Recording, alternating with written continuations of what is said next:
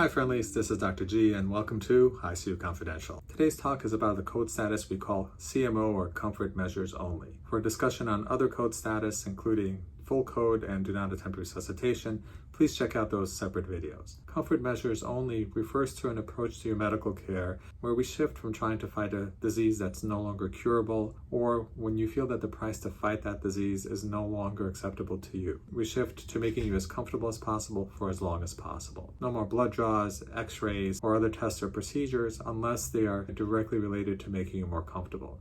We control your pain, we control your anxiety, and we control all the other simple things that are important, from your nutrition to your bowel movements, all with the primary focus of making you feel as good as possible for as long as possible. This is not giving up the fight, far from it. This is changing the battle from trying to win an unwinnable war against your end-stage disease process to fighting for comfort and dignity and being able to go on your own terms. Comfort measures only comes with the recognition that we cannot ultimately change what will happen.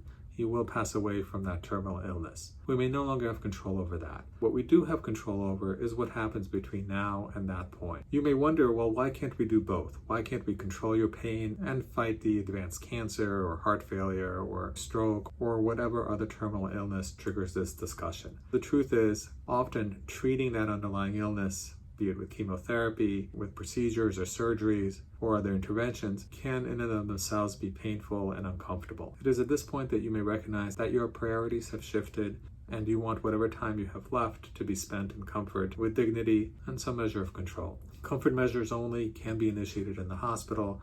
A lot of people do equate this with hospice. Hospice is actually a medical plan, but the philosophy is true. It is recognizing that your terminal illness is at its end stage, and the fight now focuses on keeping you as comfortable as possible. This can be initiated in the hospital. Under certain circumstances, a hospice facility or even hospice at home may be able to provide those resources to meet those needs. To summarize, comfort measures only refers to shifting the goals of your care from trying to fight what is at that point an unwinnable fight against your disease process to fighting your symptoms and being able to stay as comfortable as possible for as long as possible. It may be appropriate in those scenarios where you're ultimately not able to control the fact that you will pass away from your underlying disease, but you may be able to control the pain, the anxiety, and the other side effects of the disease and the treatments used to fight it. For more information about when full code status or do not attempt resuscitation code status may be appropriate, check out those videos separately.